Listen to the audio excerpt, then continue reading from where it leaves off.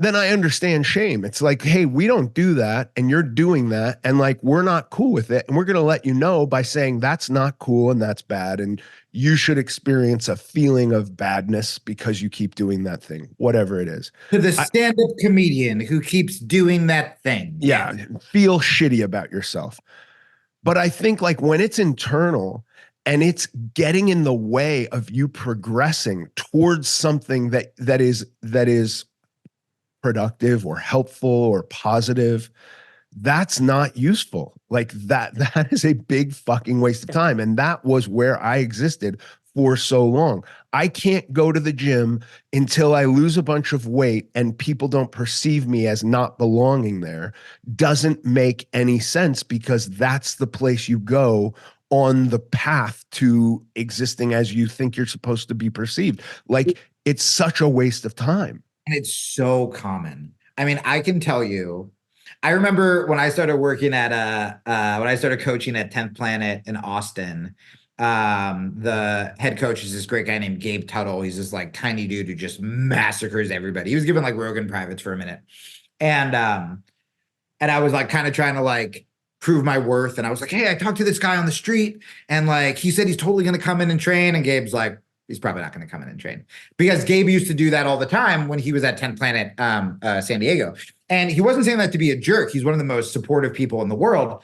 But the amount of people, every time I meet someone, whether they know who I am or they just see my ears or whatever, this is every conversation, literally every conversation I have with a male who wants to talk to me about jiu-jitsu in the street. They go, hey, you train? And I go, yeah, man, do you train? And they're like, I was gonna, and, I went to a trial class and like my knee's a little weird. And like, I'm just gonna like lift a little first. And you just go, just do jiu-jitsu. Just train. Just do it. There's no amount of shape you will get in. I promise. I'll put you out if you're jacked or if you're fit. Like, it's going to be the same problems.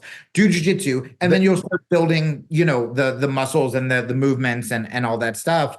And I mean, even this morning, dude, it's like anytime you want to do something healthy, all of these little fucking creatures that have built up in your head through years of trauma and failure and shame or whatever, it's like, I feel like if I want to meditate, I'm like Bruce Lee walking into the room and suddenly there's like 100 black belts he has to fight.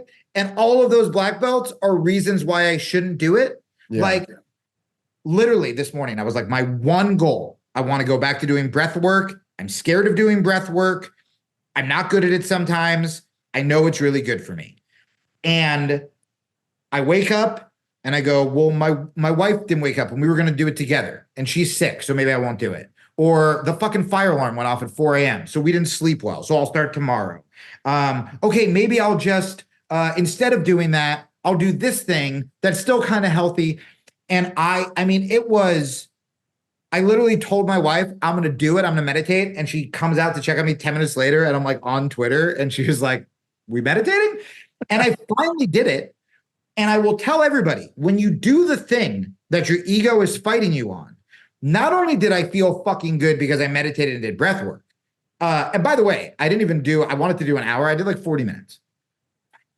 I felt even stronger because I was like, fuck you, ego. Like again, if you don't want to go to jiu-jitsu or you don't want to go to the gym and you go and you do fine, you should still feel so good because you fucking got there. Yeah. But that's why watching our thoughts is so important. Because you have to be able to see yourself trying to talk yourself out of it and then have the presence of mind to go, that's not real. Because what does that lead to, right? I'm not going to meditate. Well, you know what? I'm not going to go to the gym. And last night was really hard and the fire alarm. So let's just like take a cheat day. And I know we're on a budget, but like, babe, I don't want you to cook today because you're not feeling well. So like, let's just go get pizza. And then, oh shit, tomorrow's Saturday. Maybe we just make this like a fun weekend. Shit's been really hard for us. And now by the time Monday comes along, you are dealing with 4 days of derailing. And it's really fucking hard to get back on track.